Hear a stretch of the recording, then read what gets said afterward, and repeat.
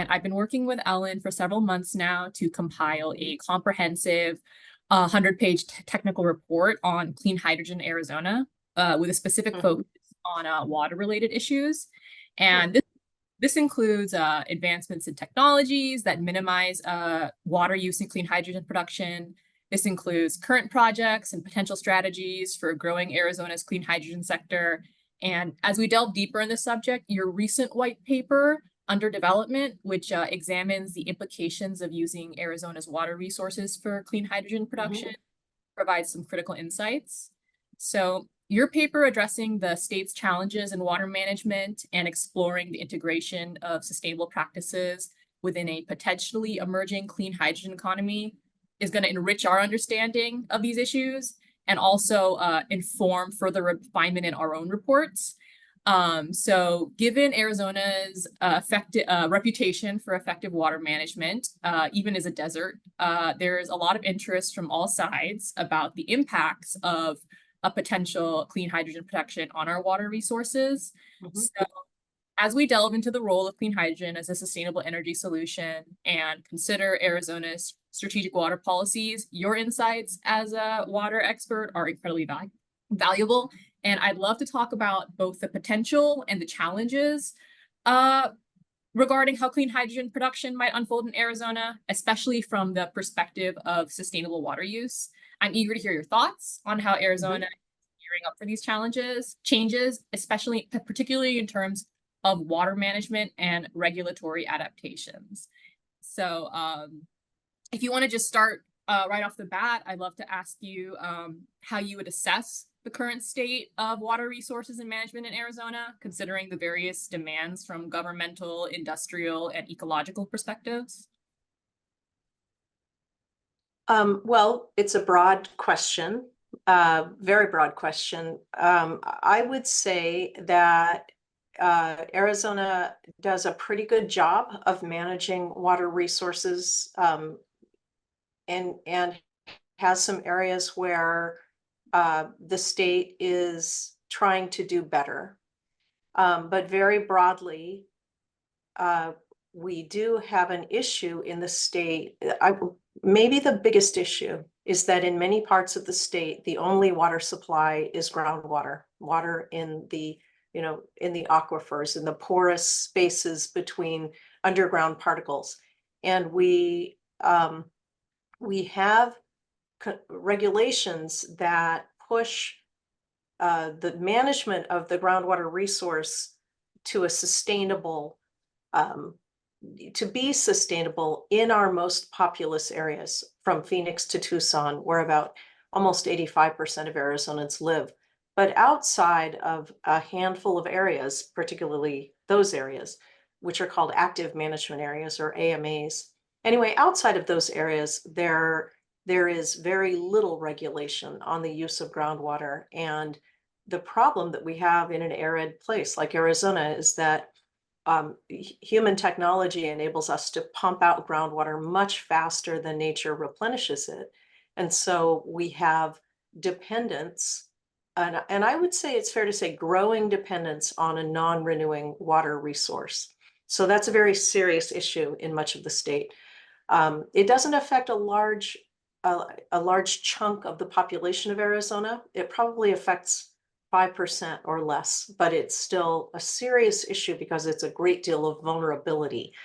That a new groundwater user could move in and drill big new wells and deplete the aquifer much faster than people had expected.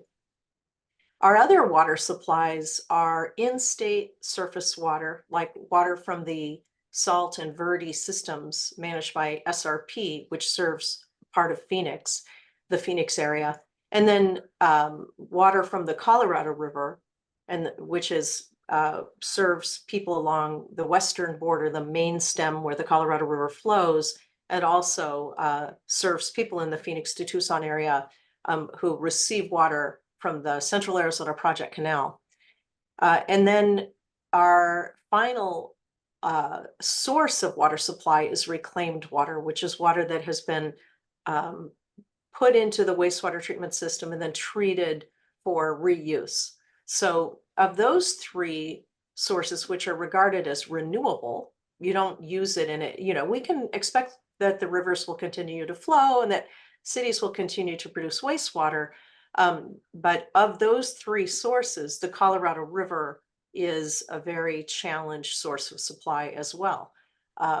We're looking at overallocation of the river, and potentially declines in flows because of climate change, that are going to force not just Arizona, but the 6 other states and Mexico to reckon with how to decrease our dependence on those supplies. That's kind of our big picture outlook.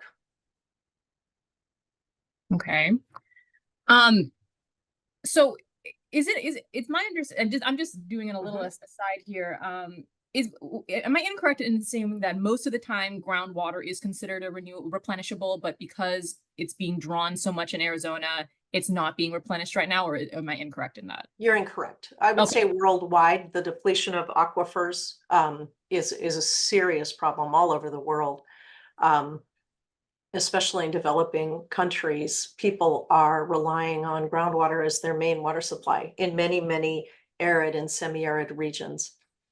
In some parts of the US, mostly west of the Mississippi, it would be really hard to deplete some aquifers, partly because it's not happening because there are plenty of surface water supplies around too. So, but west of the Mississippi River, we see groundwater depletion. It's a serious problem in the United States and in other parts of the world. Okay. Thank It's you. possible to manage, and we've talked about this in our paper. It's possible to manage aquifers, and it's done increasingly in our active management areas to manage them sustainably. In Arizona, we're really good at recharging aquifers. So we pump water out of aquifers, but we also put water back into aquifers and kind of use them as a local reservoir. But you need a water supply. If you're going to take the water out of aquifers, you also need a water supply to put back in. So to manage aquifers sustainably, requires some water accounting. In the context of a potentially emerging clean hydrogen industry, what could be some suggestions for how state water policies can adapt to meet new and evolving needs and ensure a sustainable water supply? A sustainable water supply for hydrogen specifically? For a clean hydrogen industry. I don't really think this is an issue of state water policy. It probably would be good if generally water policies in the state of Arizona encouraged or incentivized or required sustainable uses of water resources. But typically we don't rely on state policy in the way that you might think. So I don't really see a huge role for changing Arizona water policies.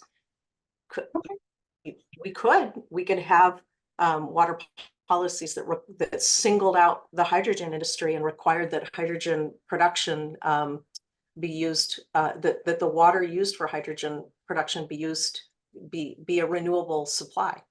But we typically don't carve out industries in that way. Okay. Yeah. Do you have something in mind when you're thinking of state policies? No. Yeah. No. We were just wondering if it's not state policies, what is instead influencing industrial uses of water? Well, within there are policies that apply within the areas where groundwater is highly regulated. And so within those, it's a complicated, it's complicated. Yeah. In the areas called active management areas where the use of groundwater is highly regulated, the regulations push industry to use any water supply efficiently. And so within the active management areas, there are actually conservation and efficiency requirements that are revisited and often made more rigorous every 10 years. because there's a 10-year plan for each of the state's active management areas. But what we see more is a movement by high water use industries to seriously consider their water footprint and their efficiency. So we've seen probably more movement as a voluntary matter than as in response to policies. It's very interesting. The greatest examples of these, I think one of the premier example is the semiconductor industry. We have one big semiconductor, really big, high profile semiconductor producer. We have others, but the big one is Intel. And Intel has a net zero goal, which is really voluntary by Intel.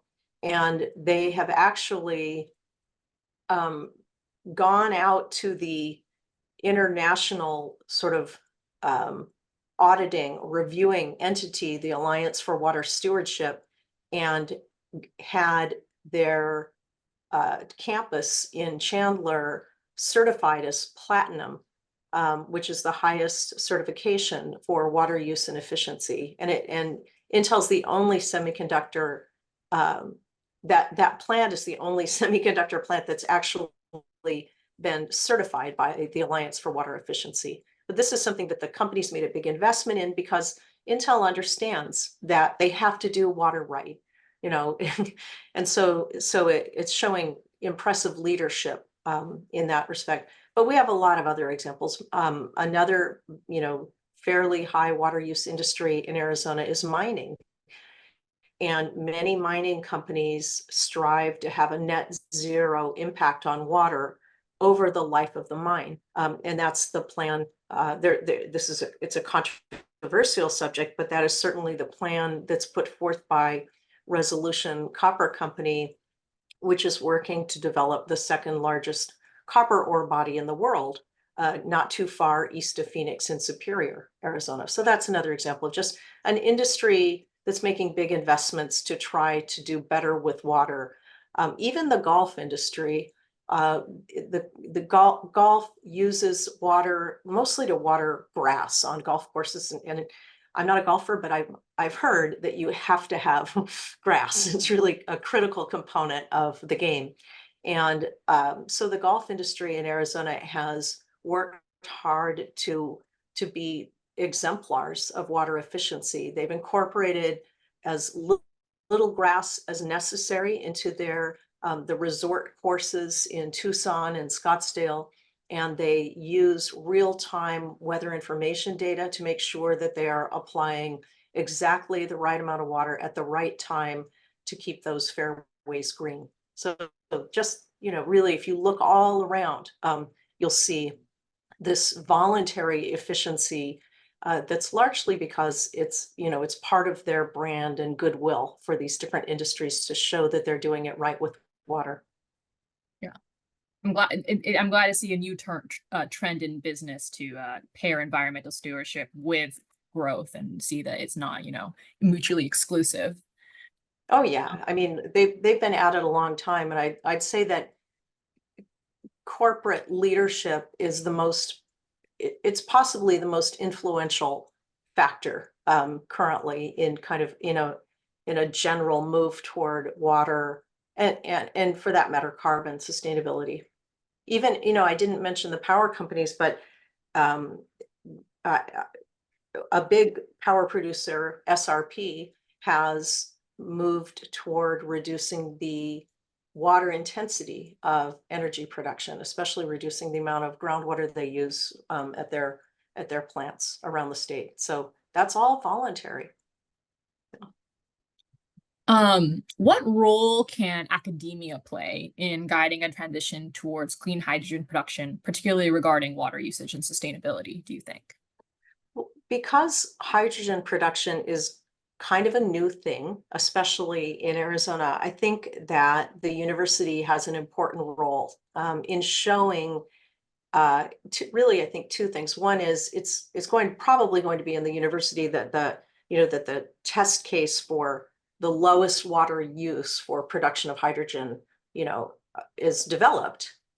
So research that keeps advancing the efficiency of hydrogen production in terms of the water intensity is certainly something that the university can provide. And then the other thing is what we're trying to do now with the ASCANE work on hydrogen, and that's to be integrating both the policy context, maybe we might say the societal context, with the science. That, you know, ASU I think is especially integrative, a big, you know, we love multidisciplinary research and multidisciplinary initiatives, and I think that's what's a big part of what we can do at ASU in thinking about whether green hydrogen, you know, how it will fit into the state's water portfolio. Oh, I absolutely agree. And there's lots of exciting projects going on that ASU and U of A being funded that I've, lots of progress on it. So I'm excited to see how those turn out. Can you elaborate on any particular innovative solutions or technologies that could effectively address challenges like over-reliance on non-renewing groundwater? You know, the tough thing about groundwater reliance is that really what you can do is stop using that water. and that's either stop doing the thing that uses the water or bring in a new supply of water. So, and in rural parts of the state, it is harder to envision new water supply projects because they're expensive. They require infrastructure. Typically, they require a lot of energy for moving the water. So, you know, I tend to think of the world in terms of the places that have the capacity to bring in a new water supply and the places that don't. And the strategies for those two types of places are different. In let's say farther flung rural areas where there is less likelihood of a new water supply being brought in, the strategy for addressing over-reliance on groundwater or more directly aquifer depletion is to simply reduce the amount of water that's being used. And that's really hard. It's the biggest groundwater user throughout the state where we're seeing groundwater depletion or aquifer depletion is agriculture. And the agriculture has been there often for generations. You know, and there isn't another water supply to do agriculture in those places. And so it's not realistic to go out, you know, to a rural county and say, stop growing stuff, stop it, do something else. You know, they don't have a lot of options. Within closer into where there's a bigger economy, a bigger ability to finance and pay back the investments in infrastructure that would be required, there's much more opportunity. It's easier to envision figuring out a sustainable solution to groundwater use. And that's because it's easier to envision bringing in a new water supply. One of the things that's important about green hydrogen production is that the bang for the buck is so great that even relatively expensive supplies of water, water from some of the sources that people are thinking about being developed in the future, but even those expensive supplies of water pencil out for hydrogen production. So it's easy to envision finding a sustainable supply of water that could power a green hydrogen economy for some power production and certainly for transportation use. You know, when we're thinking about like replacing the commercial trucking fleet from diesel power to hydrogen, the amounts of water that we're talking about are pretty modest, and it'll still pencil out even if fairly expensive renewable supplies are used to create the hydrogen. What do you mean by pencil out? Sorry. Just the cost of, you know, the cost of pumping, let me put it this way.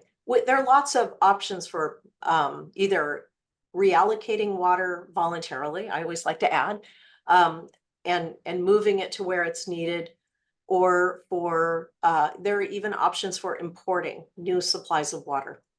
But those supplies are costly.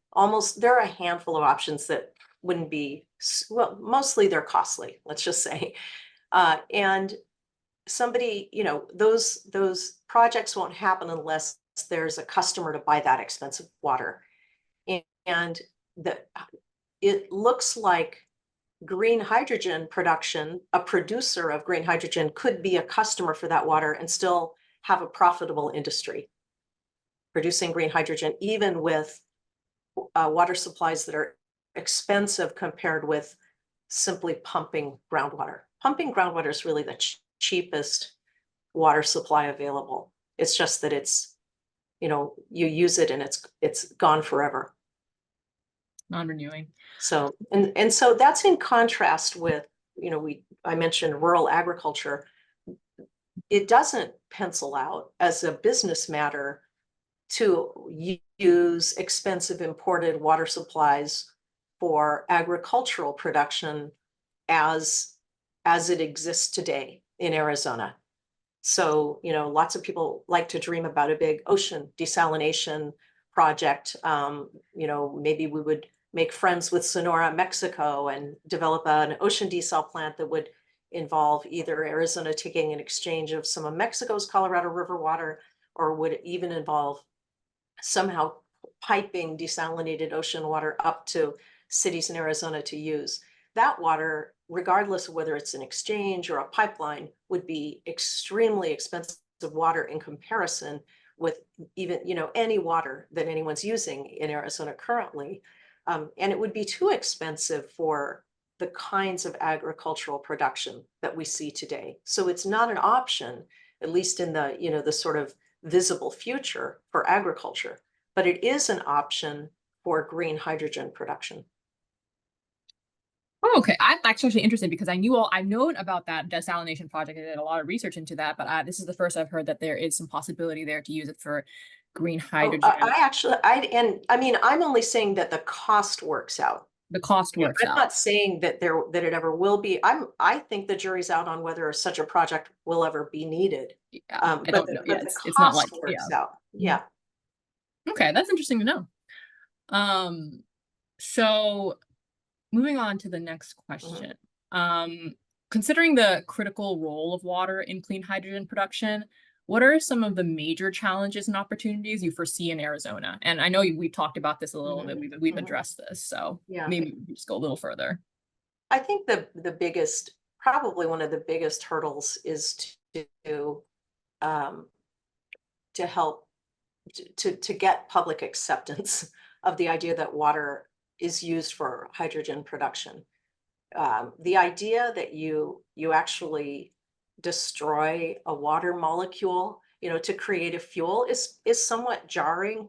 People, that might not sit well with people, and there is kind of a possibly, I think generally there's a lot of anxiety about water these days in Arizona because we are facing some critical, points. And so the idea of having an industry that takes apart water molecules in order to do something that is already being done by other resources is probably a tough sell. But from the water perspective, it's, like for me as somebody who thinks all the time about water resources in Arizona and the US Southwest, the demands for green hydrogen can be met when we think about producing, if what we're looking at is a future where we're producing sufficient green hydrogen to be able to fuel commercial trucking in Arizona, producing sufficient green hydrogen to be able to supplement the power that's produced by renewables, as we move toward more and more electricity being produced by renewables, and possibly green hydrogen to be able to meet the demands of certain specific industries.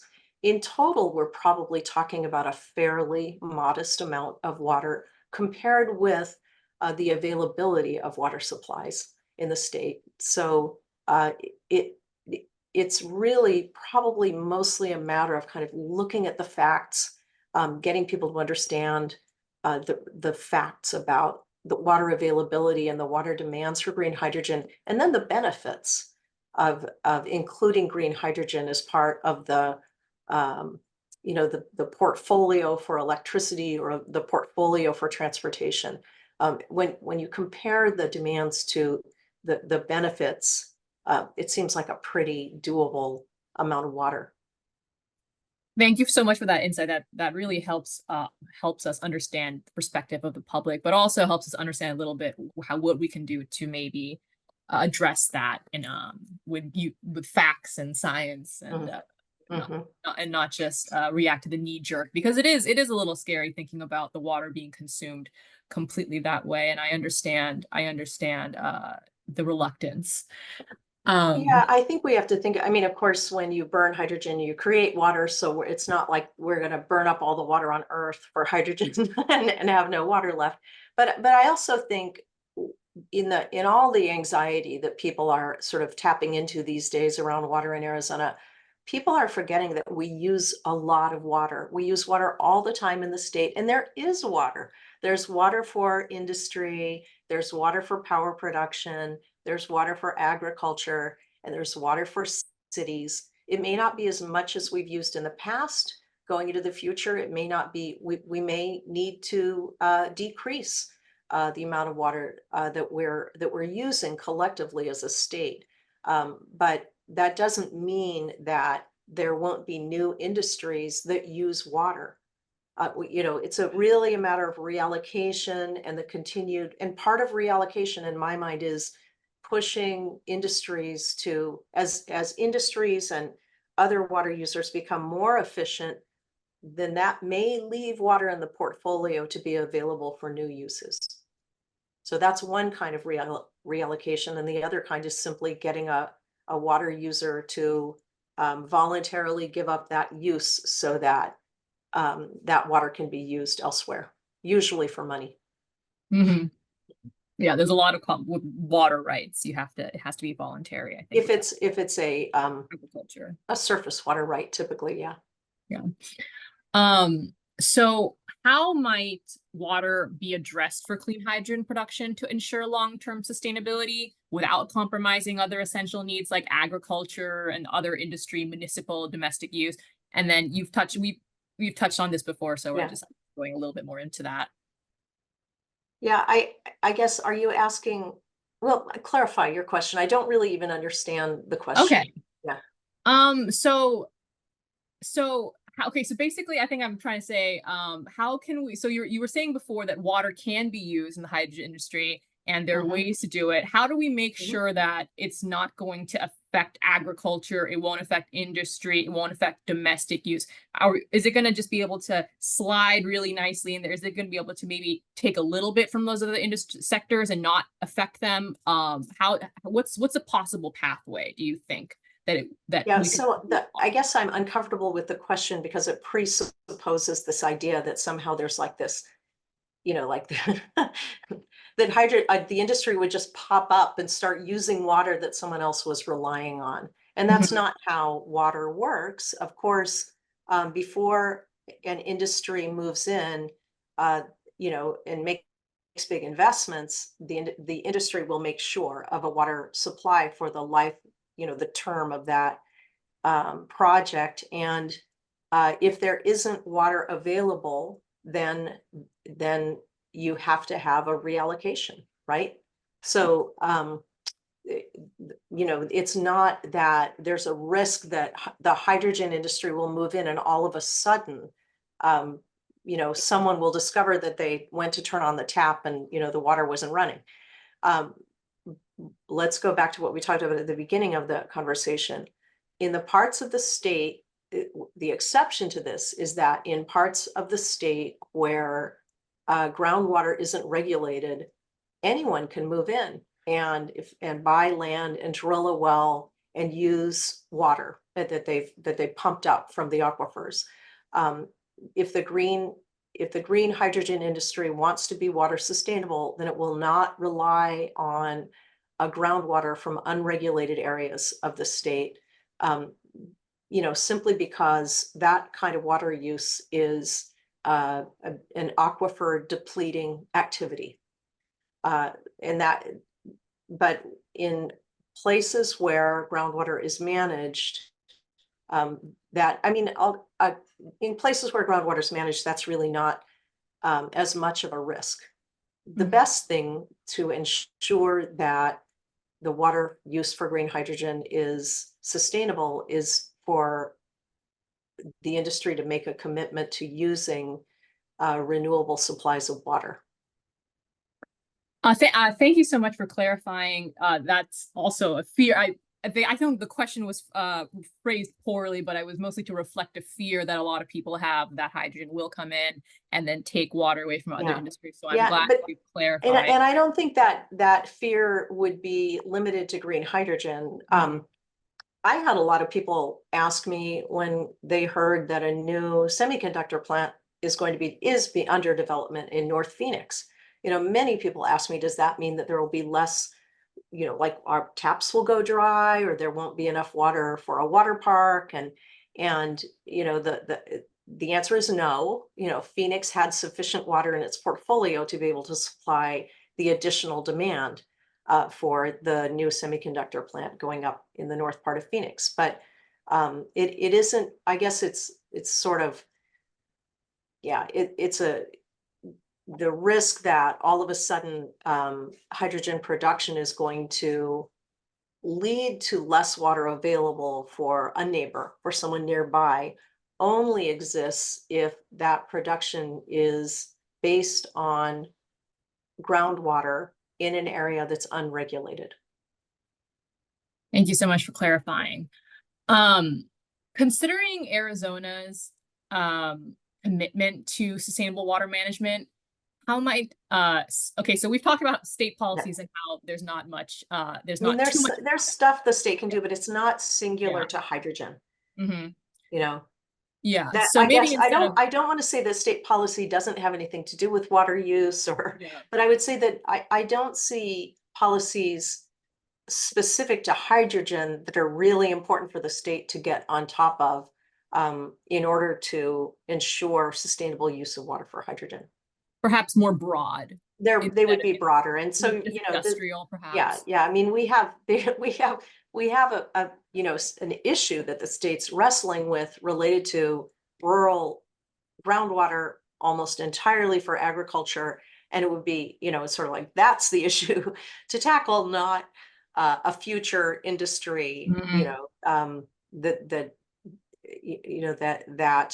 whose water use is very likely to be extremely small in comparison with the amount of water that is being used for agriculture in those areas. So I just wanted to clarify there. Yes. So you're saying that in the areas that the Native American tribes have the water rights over, it's mostly for agricultural use, and it wouldn't even be. I'm not even sure how we got to Native American tribes here. Sorry, that was a part of the question that I didn't finish. Okay. I'm sorry, that was question 4 that I hadn't finished. Okay, so I was just clarifying because I don't want to imply that state policies don't matter. So I was clarifying that state policies matter, but policies specific to hydrogen, I think, are not going to be as important as water policies related to how we use different water supplies. Okay, sorry for jumping ahead. The other part of the question.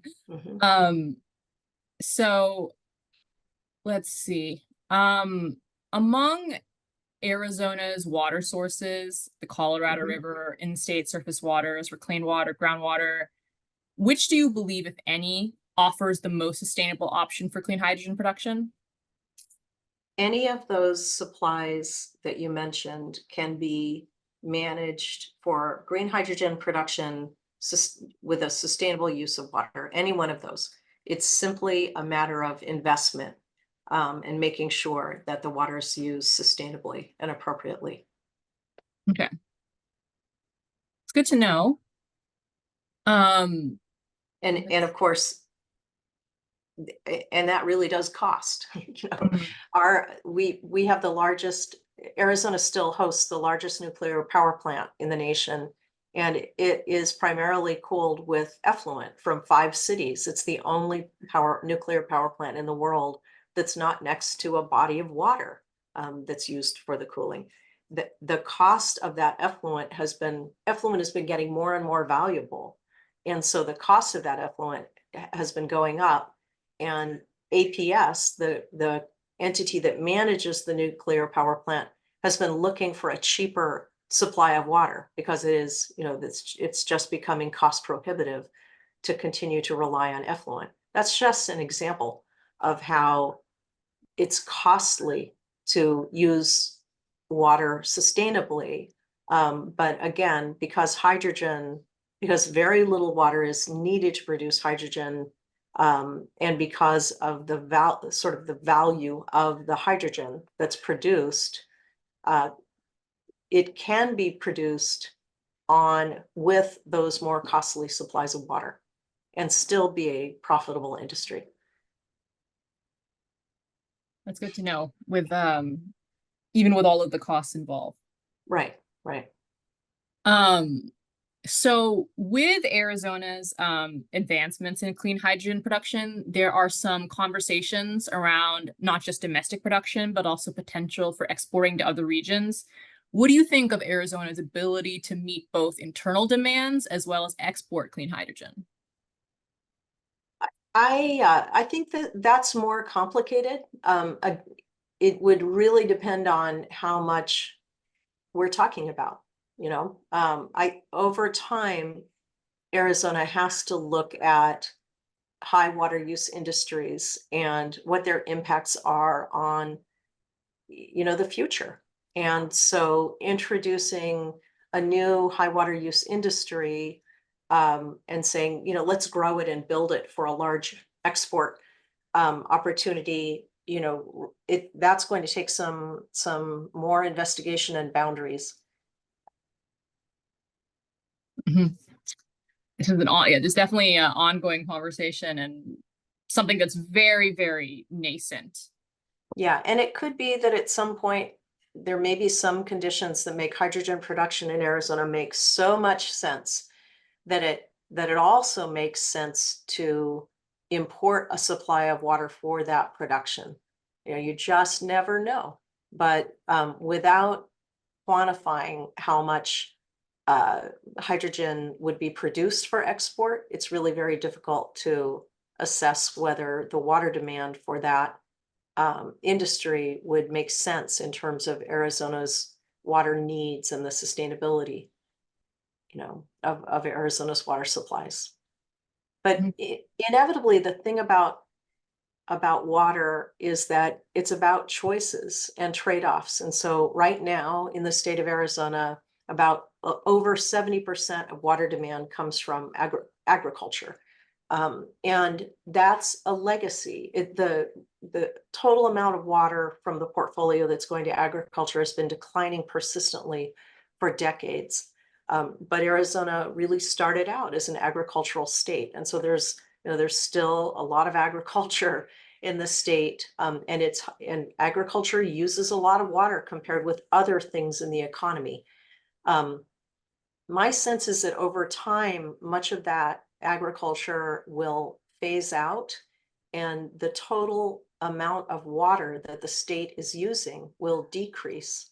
But most of that phase out will probably, from this point, be because of aquifer depletion in rural areas. And so it doesn't really do the state any good from a water perspective, to have farming stop because that region ran out of water.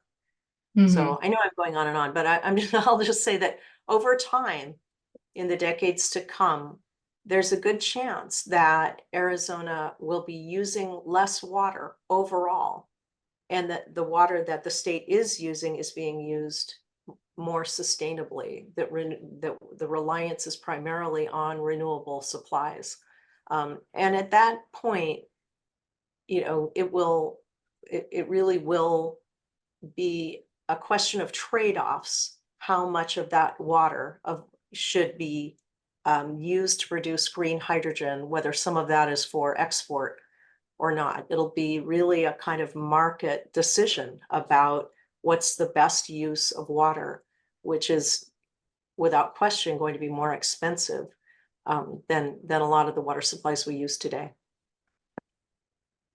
Thank you for laying out such a complicated issue and what the future might look like for that. It does make me think that with water becoming more of a precious commodity in the future, in the decades to come, perhaps there would be more controversy with using it to produce more hydrogen for export, and thus, Yeah. you know, And I don't think it's only about controversy. I think, there isn't some agency that decides who gets water for what typically. Well, there actually sometimes is, but to a great extent, water availability is market driven. I would say increasingly. And so I don't think this is going to be about a controversy as much as about whether it makes sense, whether this is a use of water, green hydrogen production that will make sense. My bet is because it takes, I keep saying, but compared to how much hydrogen is produced, a relatively small amount of water needs to be consumed. I think there's capacity for green hydrogen production that would both serve the needs in state and maybe to some extent serve, the like an export market to some extent. But would I say, yeah, no question, there's all the water needed, fuel the whole country, use Arizona water supplies to fuel the whole country or half the country? Probably not. Hmm. I mean, we'd have to look at the numbers, but again, it's really going to depend on trade-offs and how much water is needed. Mm-hmm. Thank you so much for the enlightening explanation of what that future could look like. So we're kind of getting closer to the end of this. So do you have any issues that we haven't talked about so far that you wanted to highlight and put some note on? Yeah, I think, and I do. I think it is interesting to contemplate hydrogen, particularly as part of the power production serving Arizona and the rest and beyond. When as electric power production decarbonizes, the big challenge, of course, is to be able to have sufficient power when renewables aren't producing. And so thinking of hydrogen as kind of a backup feedstock for electric power production.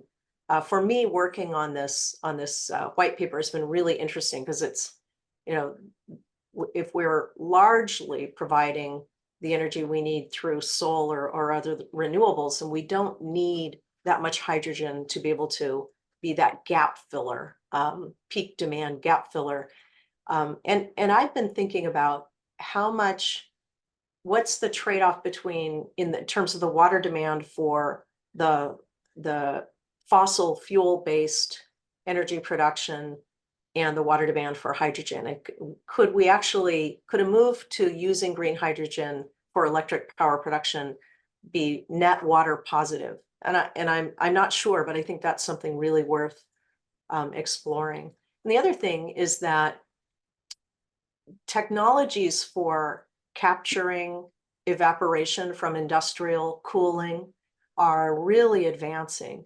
As part of the ASU Arizona Water Innovation Initiative, I'm in conversations with engineers who are looking at this sort of distributed capture of evaporated water off of cooling or industrial processes as a big, important step into the future. And I think there's a huge role for that kind of technology to reduce the consumptive use of water for green hydrogen production. So I think it's worth thinking through how far could we go, so that only the drop of water that's used to electrolyze, water into creating hydrogen is the consumptive use, and then any other cooling that's happening either in the hydrogen production or in the electric production or industrial use of hydrogen is being captured, you know, and creating a much more circular use of the water resources. Those are real opportunities out there. They're not just futuristic, they're real. And I hope that we'll be able to continue to explore those ideas. That's interesting to know that the consumption, the water that's used that's actually consumed by the hydroelectrics can theoretically, or is on the way to being reduced to a much smaller amount. Because right now I think it's something like 9 liters. Yeah. About 9 liters per 1 kilogram of hydrogen. So if that can, so that's what's being consumed. That's not included. That doesn't include the water used The for cooling, right. Yeah. Yeah. So as low as we can go, you know, then you think, wow, this is kind of part of that futuristic world where resources are just cycled and we're not even adding carbon, you know, to the environment to create electricity. I mean, there is those are questions we need to explore to see how far we can go. And it's amazing to think about what green hydrogen could do, you know, in terms of its benefits for decarbonizing and a fuel, you know, an amazing, powerful feedstock for transportation and electricity production and industry. Especially when you were saying before, if you were to compare the industrial uses of fossil fuels and how much water they use, Right. if hydrogen is comparable, but it also doesn't have those emissions, then it's a much better option, even if the water uses are maybe the same. Exactly. And it's kind of a clean industry, you know, I mean, it's not just decarbonizing, but we have to think about it's an industry that's clean. You know, green hydrogen is a clean industry and we want to move that way. Like everyone wants to move toward such industries. So it's an economic opportunity. I know this isn't strictly your area of expertise, but I just wanted to throw out, what do you think about the potential of clean hydrogen development in Arizona for social lifting up of people in poverty and energy poverty and that kind of any kind of the social ramifications of Yeah. Well, I don't know that I don't know enough about it. But I would say that really the missing piece there isn't, it may not be how the energy is produced, but the economic barriers to people accessing that energy. So, you know, I mean, I'm not sure that there's a special role for green hydrogen compared with other forms of energy production, but certainly the more we bring down the cost of energy, you know, potentially the more we're addressing that issue. Great, thank you. Were there any more issues or that you wanted to highlight, or any questions that you had? Any questions that you had for AZ Kane? No, but I would recommend that looking at the map of the state that we've included in the white paper that shows the areas where groundwater is regulated, the active management areas, and the other parts of the state to kind of get a sense of what I'm talking about when I'm talking about rural groundwater versus groundwater in places where it's regulated. And, you know, the other thing that we didn't really talk about is that water is really, really local. There isn't a big one size fits all solution anywhere in the state, even from city to city in the Phoenix area or the Tucson area, the water portfolios are very different. The impacts of shortage of Colorado River water will be very different, you know, even from cities next door to each other. So water is very local.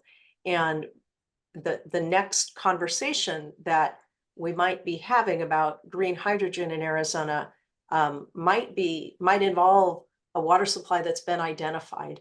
And, you know, any specific local supply will bring with it its own set of factors that may complicate or totally impede the use of that water supply for green hydrogen production. I can say, yeah, there's enough water in the state to imagine, you know, the fairly modest amount of water that would be needed for this industry, but that doesn't mean that there's any place where it will work unless we address the needs you know, the rights and the challenges in any specific locality. Thank you.